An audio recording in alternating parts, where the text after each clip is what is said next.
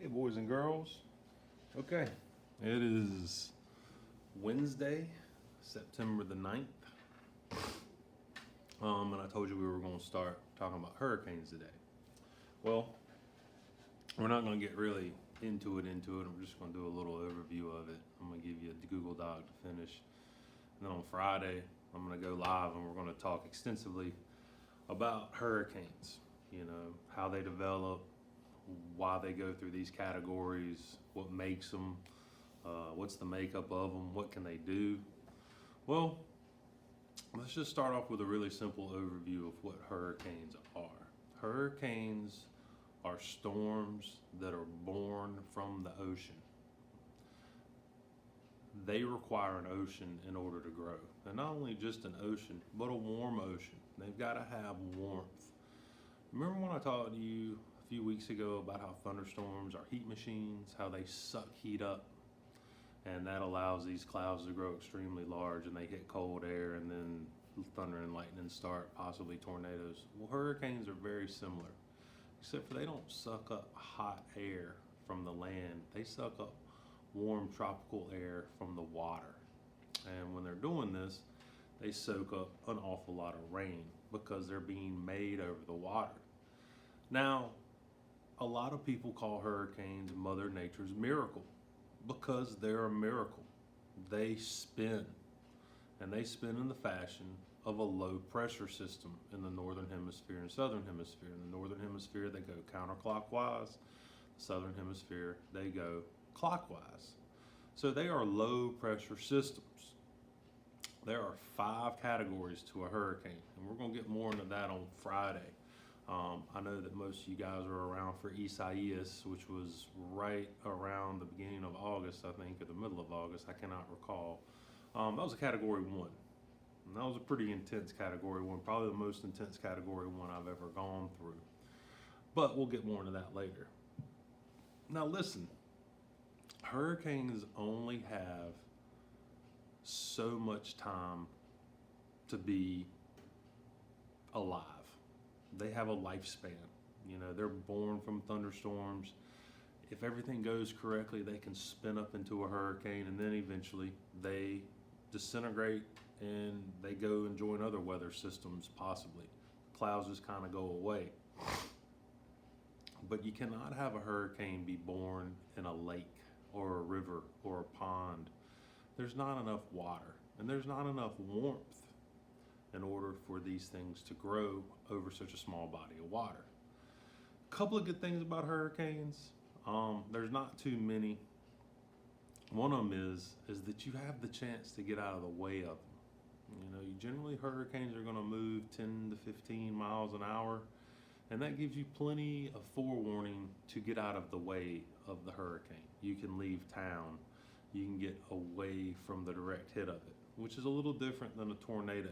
You know, tornado, you got a couple of minutes possibly to get out of its way. Hurricane, you got a little bit longer. But a hurricane is also the most destructive storm on Earth, way more destructive than a tornado. In fact, there's lots of embedded tornadoes inside of hurricanes because hurricanes are all cumulonimbus clouds. So let's go over a couple of things, and I'm just going to go over a couple of just little tidbits, and then we'll get more into everything later. Now, this right here is going to be a map of the Earth, okay? And it's flattened, obviously. The Earth's not flat, but this is a flattened picture of the Earth. So all of these oceans, except for the Southern Ocean and the Arctic Ocean, are going to have warm tropical systems, okay? And they're going to have these massive storms. The Arctic Ocean and the Southern Ocean have huge storms as well, but they're not considered hurricanes. They're just considered really terrible storms. So just because the water's cold doesn't mean that storms can't happen. They can, and they can be just as intense as some hurricanes, but they don't consider them hurricanes. Now, one of the things I want to talk to you about today is how our different cultures and the different places we live have changed the way in which we've named hurricanes. So we're going to go ahead and draw a line. This is that magical line we spoke about. I hope it works. Where's my red line? Where's the red line? Oh man, that's not good. Oh, there we go. We'll use the black today. So this little magical line right there, that is going to be called what? That is called the equator, my friends. Now, what do we always know about the equator? What is it always associated with? It's in the middle of the earth, and it has a characteristic of it that it's always hot around the equator. Always hot. And the reason that is because the equator sticks further out than any other part of the earth. Thus, the sun hits it first. Just like this. The sun hits the equator first, and it gets all the direct heat of the sun. That's why the equator is so warm. Well, this is generally where hurricanes are born, okay? Now, for us, our hurricane season starts June the 1st and ends November the 30th. That's a 6-month window, June, July, August, September, October. Yeah, June 1st and November 30th. November 30th, hurricane season will be over because all of our warm water has left. But let me tell you something really, really interesting. So here is Hawaii out here. And so if a storm is made anywhere along this Atlantic Ocean or Pacific up to Hawaii, if a storm is born anywhere there, we call it a hurricane, okay? That's just what we call it. Now, if you go to the southern hemisphere, they call them by a different name. Same exact type of storm, a different rotation because it's in the southern hemisphere, but same exact type of things. Howling winds, horrible rains, tornadoes, and they call them cyclones in the southern hemisphere.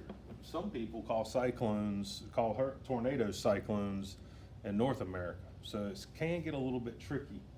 Now, when you get out into this area right here, which is also this little tidbit over here, they don't call them cyclones or hurricanes, they call them typhoons. And typhoons are the same type of storm, except for typhoons generally get a little bit bigger than hurricanes and cyclones because they've got an awful lot of water to grow, bigger than around our waters, okay? So, you have to have warm water in order for these storms to form. Now, I'm not gonna say that in the winter you can't have a bad storm. You can. You can have a winter storm with really high winds, destructive winds, but they're still not gonna be considered hurricanes. Because hurricanes have a spin and they have a warm core. I don't know if any of you guys, when you went outside after Isaias, it was a very heavy feeling. It was very humid. The air was very heavy, and that's because it was full of water.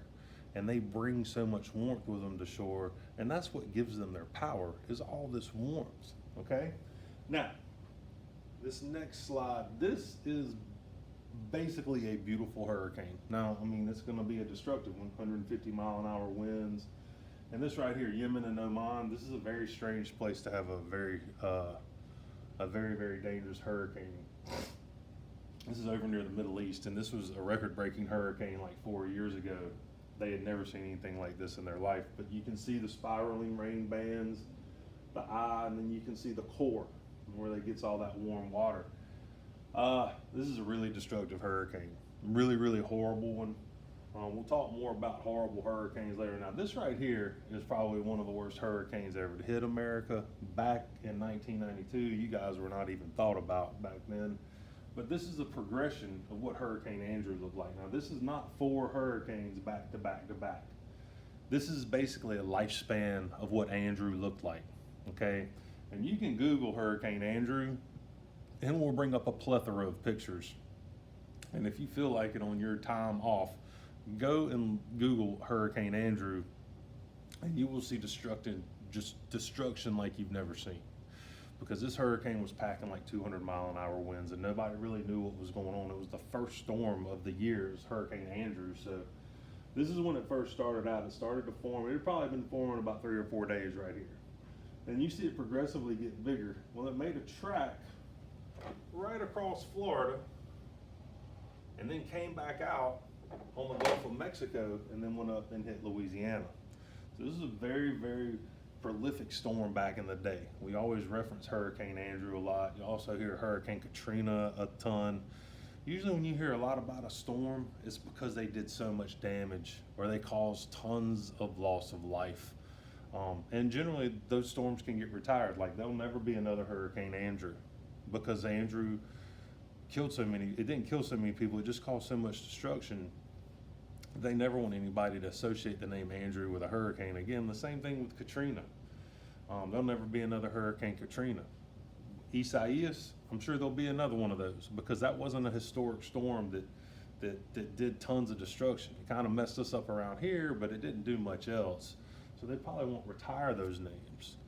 But on Friday, we're going to talk about the categories of hurricanes, what makes hurricanes grow, what can kill hurricanes, and we're also going to look at some videos of some unbelievable winds when we have this lesson on Friday. So I will definitely see you at 9 o'clock, and I hope you guys have a good day. And definitely Google some of those Hurricane Andrew pictures. It is mind-blowing what hurricanes can do when they are really intense. And this sucker right here was one of the most intense ones ever. So Google those images, and we'll talk more Friday. Hope you guys have a good day.